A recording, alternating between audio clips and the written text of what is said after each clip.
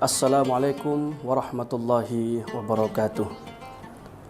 Alhamdulillah, assalatu wassalamu ala rasulillah Sayyidina Muhammad ibni Abdillah wa ala alihi wa sahbihi wa man tabi'ah.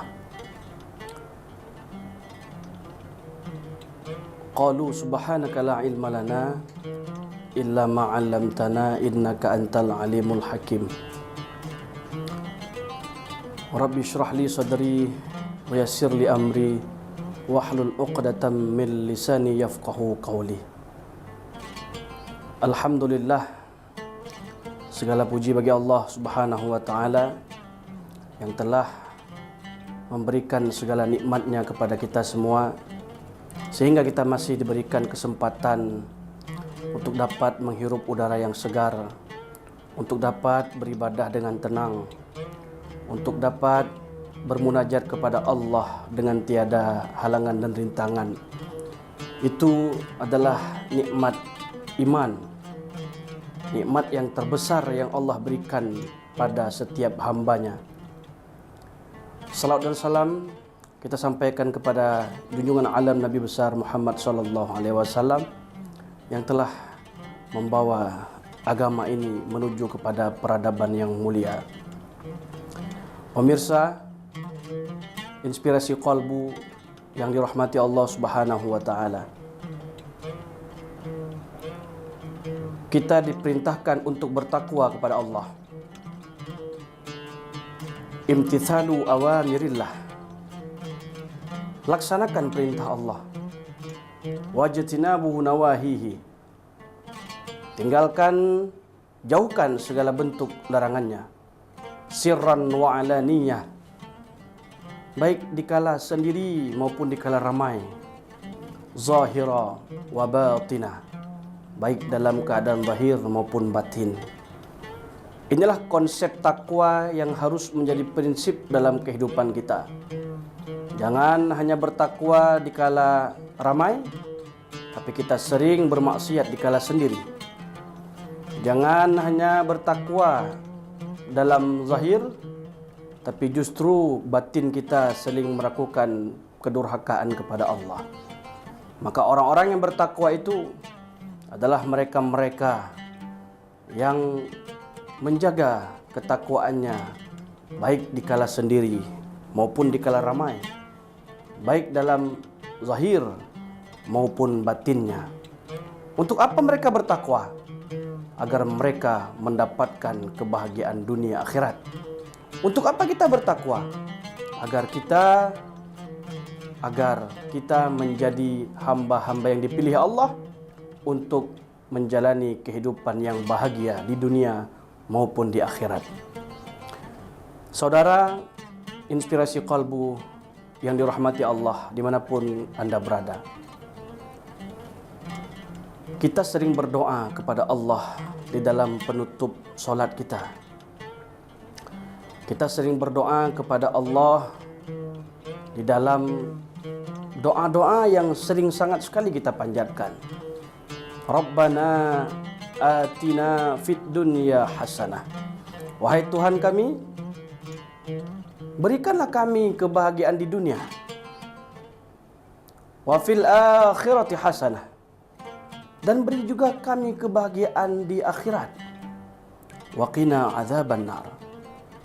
Dan jauhkanlah kami ya Rabb daripada siksa azab neraka. Lalu muncul pertanyaan, bagaimana kita bisa mendapatkan kebahagiaan tersebut? Bahagia dunia akhirat. Apakah cukup dengan berpangku tangan saja? Apakah cukup dengan keinginan tanpa aksi? Tentu tidak. Karena orang-orang yang mendapatkan kebahagiaan di dunia dan akhirat adalah orang-orang yang istiqamah dalam berprinsip, yang istiqamah dalam beribadah, yang istiqamah dalam menjaga aturan-aturan syariat, sebagaimana yang difirmankan Allah Subhanahu wa taala dalam Quran. Bismillahirrahmanirrahim. Man amila salihan min dzakarin aw untha. Siapa saja yang melakukan amal soleh baik laki-laki dan perempuan, wa huwa mu'min, dan dia beriman kepada Allah, falanuhyiyannahu hayatan thayyibah, maka Allah akan memberikan dia kehidupan yang baik. Imam Qurtubi menuliskan dalam kitabnya, kitab yang menjadi rujukan pada hari ini, yaitu Tafsir Al-Qurtubi, pada juz 10 halaman 110. Beliau mengatakan ada 4 kunci hidup bahagia dunia akhirat. Yang pertama adalah orang-orang yang bahagia di dunia dan di akhirat adalah mereka-mereka yang hidup dengan rezeki yang halal. Ini hari ini menjadi persoalan yang sangat serius, karena banyak sekali di antara kita yang hidupnya lebih memilih kepada yang haram, tidak memikirkan dari mana saya makan, tidak memikirkan apa yang anak saya makan nanti. Asal ada uang, tidak memikirkan bagaimana prosesnya, semuanya kita ambil, padahal itu jelas-jelas mungkin dari sumber-sumber yang haram. Maka tidak akan pernah bahagia orang-orang yang hidup dengan harta haram. Kebahagiaan itu hanya diraih bagi orang-orang yang istiqamah dalam yang halal. Dia menjaga yang halal sebagaimana Allah telah berpesan, Allah telah berfirman, "Kulu mimma fil ardi halalan thayyiba." Makanlah apa saja yang ada di bumi ini dengan cara yang halal lagi baik. Kalau kita sibuk dengan yang haram, maka hidup kita tidak akan pernah bahagia. Saudara, inspirasi kalbu dimanapun Anda berada, jika kehidupan terus dalam harta haram, maka kita tidak akan pernah mendapatkan kebahagiaan.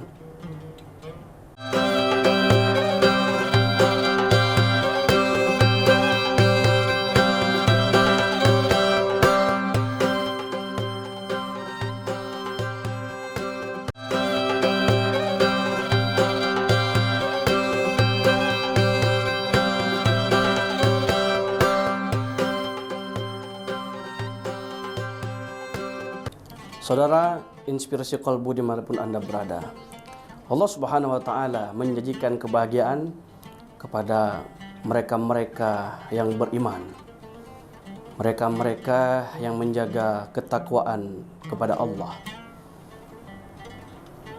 mereka-mereka yang melakukan segala perintahnya dan menjauhi segala bentuk larangannya. Dan Allah tidak akan memberikan kebahagiaan. Kebahagiaan itu luas, bisa dalam kebahagiaan zahir maupun batin. Allah Subhanahu wa Ta'ala tidak akan pernah memberikan kebahagiaan kepada mereka-mereka yang disibukkan dengan yang haram. Orang-orang yang sudah disibukkan dengan harta haram, sibuk memakan uang haram, sibuk dengan perbuatan-perbuatan haram, tidak akan pernah mendapatkan kebahagiaan. Meskipun kita terkadang melihat, oh mereka bahagia, banyak sekali hartanya, banyak sekali jabatannya, padahal itu semua diraih dengan harta haram, dengan cara yang tidak dibenarkan. Itu bukan kebahagiaan, karena kita tidak tahu apa yang menjadi beban dalam batinnya. Kita tidak tahu apa yang menjadi beban dalam hatinya, karena orang-orang yang hidup dengan cara seperti itu, hatinya dihantui, hatinya gelisah, dan tidak akan pernah mendapatkan ketenangan dalam dunia. Saudara, dimanapun Anda berada, maka orang-orang yang bahagia itu adalah mereka-mereka yang istiqamah dalam mencari rezeki dari hal-hal yang dihalalkan Allah Subhanahu wa Ta'ala.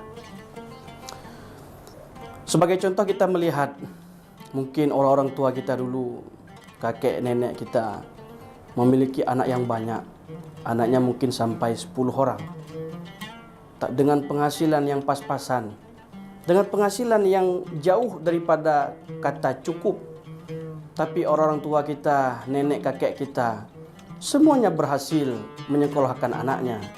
Semuanya berhasil menjadikan anaknya orang-orang yang terhormat, menjadikan anaknya orang-orang yang memiliki wibawa, menjadi orang-orang yang bermanfaat. Kenapa? Karena mereka hidup dengan rezeki halal. Rezeki halal itu membawa kepada keberkahan. Rezeki halal itu membawa kepada ketenangan. Bayangkan kalau kita hitung secara matematika manusia, semua tidak akan pernah berhasil. Bagaimana kita mungkin hidup dengan gaji yang sedikit, dengan penghasilan sedikit bisa mampu menyekolahkan 10 orang anak? Itu tentu mustahil. Tapi tidak dengan iradahnya Allah. Tapi tidak dengan kudrahnya Allah. Allah berkuasa atas segala sesuatu.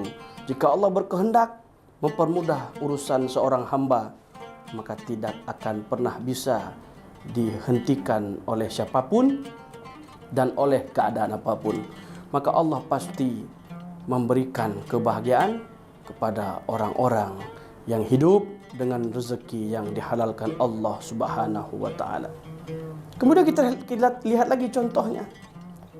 Ada orang hari ini yang anaknya tak banyak, memiliki 1-2 orang anak, kemudian hidup dengan cara haram, hidup dengan rezeki yang tidak dibenarkan Allah Subhanahu wa taala. Lalu bagaimana Allah akan menitipkan kebahagiaan? Terkadang 2 anak itu pun menjadi beban pada kita. 2 anak itu pun tak sanggup kita atur. 2 anak tersebut semuanya menyakiti hati kita sebagai orang tua. Kenapa? Karena ternyata cara kita untuk mencari rezeki, cara kita untuk memberikan makan mereka dengan cara-cara yang diharamkan Allah Subhanahu wa taala. Maka Imam Qurtubi mengatakan tadi, ini poin penting yang pertama, bahwa orang-orang yang bahagia itu adalah mereka-mereka yang istiqamah dalam mencari rezeki secara halal. Kemudian Imam Qurtubi melanjutkan lagi pada poin kedua. Apa kunci kebahagiaan dunia akhirat yang kedua? Yang kedua adalah tanamkan rasa qanaah. Merasa ridha, merasa cukup dengan pemberian Allah. Jangan merasa kurang terus. Jangan sibuk melihat nikmat orang. Jangan sibuk mengukur nikmat yang ada pada orang. Tapi pakai pikiran kita ini untuk mentafakuri atas nikmat-nikmat yang telah Allah berikan kepada kita. Karena itulah cara qanaah. Merasa ridha dengan pemberian Allah. Jangan terus-menerus merasa kurang. Jangan terus-menerus merasa kita ini seakan tidak disayang Allah. Jangan merasa kita ini seakan tidak diberikan kehidupan yang layak oleh Allah. Saudara, inspirasi kalbu dimanapun Anda berada, kalau kita menanamkan rasa qanaah, pasti kita bahagia. Tapi kalau kita tidak pernah merasa cukup dengan pemberian Allah, maka kita akan menjadi masalah nanti dalam kehidupan. Kita lihat hari ini, banyak orang-orang yang terobsesi dengan kehidupan yang mewah tanpa memikirkan bagaimana prosesnya. Banyak hari ini orang-orang yang tidak sabar dengan kehidupannya sehingga berakhir dengan bunuh diri. Ini menjadi tren hari ini anak-anak muda. Banyak sekali yang melegalkan, yang membenarkan perilaku-perilaku tersebut. Coba lihat bagaimana hancurnya peradaban hari ini. Itu dimulai dari dengan tidak adanya rasa qanaah dalam dirinya. Padahal Rasulullah telah bersabda, qad aflaha man aslama. Sungguh beruntung orang-orang Islam itu. Kenapa mereka beruntung? Wa ruziqa kafafa. Allah akan mencukupkan rezekinya. Wa qanna'ahu Allahu bima atah. Dan Allah akan menanamkan rasa qanaah dalam dirinya. Bagaimana cara kita berqanaah? Rasulullah itu sangat jelas memberikan motivasi kepada umatnya. Sangat jelas memberikan solusi kepada umatnya. Maka Rasulullah memberikan solusi kepada umatnya. Ini umatku cara qanaah. Unzuru ila man asfala minkum. Lihat siapa yang berada di bawahmu. Wala tanzuru ila man huwa fawqakum. Jangan kau melihat mereka-mereka yang berada di atas. Kalau kita sibuk mengukur nikmat yang ada pada orang, kalau kita sibuk melihat harta yang ada pada orang, kita selalu mendongak ke atas, maka kita tidak akan pernah merasa cukup. Lihat ke bawah, banyak orang yang lebih susah, banyak orang yang lebih membutuhkan. Karena dengan itu kita tidak meremehkan segala nikmat yang telah Allah berikan. Saudara, inspirasi kalbu dimanapun Anda berada, nanti kita lanjut pada segmen selanjutnya.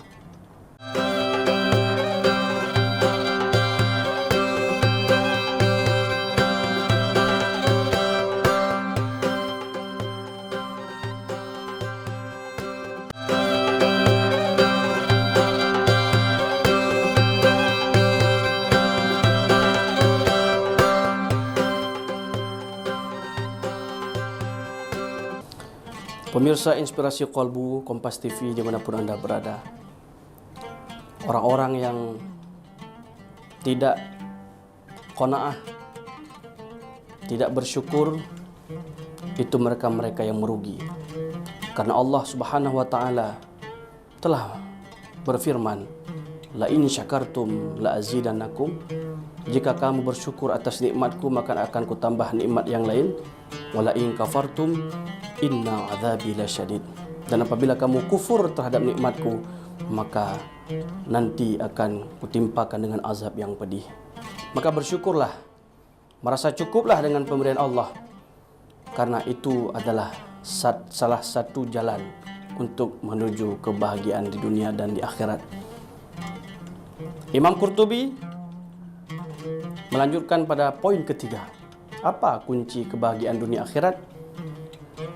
Adalah taufiquhu ila ta'ah. Mendapatkan pertolongan Allah untuk melakukan ketaatan. Hari ini kita taat bukan karena kita hebat. Kita beramal soleh. Kita solat 5 waktu. Kita berpuasa Ramadan 30 hari penuh. Kita sering melakukan ibadah-ibadah tengah malam. Itu semua bukan karena kita hebat, tapi karena Allah yang menolong kita. Maka orang-orang yang ditolong Allah untuk melakukan ketaatan, inilah orang-orang yang bahagia. Bersyukur kita kalau masih ingat solat. Bersyukur kita jika kita meninggalkan solat, kita masih ada beban dalam hati kita. Oh, saya belum solat. Bersyukur kita. Itu tanda kita dipilih Allah. Daripada kita terus-menerus lalai dalam mengingatnya, kemudian kita semakin terjerumus ke dalam dosa. Maka dalam Jami'ul Bayan dikatakan bahwa orang-orang yang mendapatkan pertolongan untuk melakukan ketaatan itu adalah orang-orang yang berbuat ketaatan itu sendiri. Artinya harus dipancing. Berbuat ketaatan harus ada pancingan. Jangan hanya berdiam diri saja, nggak akan mendapatkan pertolongan Allah. In tansurullah yansurkum. Jika kamu menolong agamaku, akan kutolong kamu. Apa maknanya? Kita solat, kita mensiarkan agama Allah, kita bersedekah, maka Allah akan menolong kita. Tapi kalau kita terus-menerus jauh daripada itu semua, maka kita tidak mendapatkan apapun. Yang kita dapatkan hanyalah murka Allah saja. Jika Allah sudah murka kepada kita, jangan harap kita akan bahagia. Jangan harap kita akan mendapatkan kebahagiaan di dunia, apalagi di akhirat kelak. Kemudian pada poin terakhir yang keempat, Imam Qurtubi mengatakan orang-orang yang bahagia itu adalah orang-orang yang mendapatkan halawah ta'ah. Apa itu? Mendapatkan manisnya berbuat ketaatan. Kita solat bukan karena terpaksa. Kita bersedekah bukan karena ingin dipuji orang. Kita mendapatkan berbuat kebaikan bukan karena ingin dipandang orang. Tapi kita benar-benar merasakan manisnya ketaatan itu. Kita merasakan manisnya melakukan ibadah. Rasulullah SAW bersabda, Ada 3 golongan manusia yang mendapatkan manisnya berbuat ketaatan. Yang pertama adalah orang-orang yang mencintai Allah dan Rasul-Nya melebihi cintanya pada diri sendiri. Kita agungkan perintah Allah, kita agungkan perintah Rasulullah, kita besarkan Allah, bukan besarkan diri sendiri. Kita besarkan Rasulullah, bukan besarkan ego diri sendiri. Itu kelompok pertama. Yang kedua, golongan kedua, mereka yang mencintai saudaranya karena Allah, bukan karena jabatan, bukan karena pangkat, bukan karena kedudukan.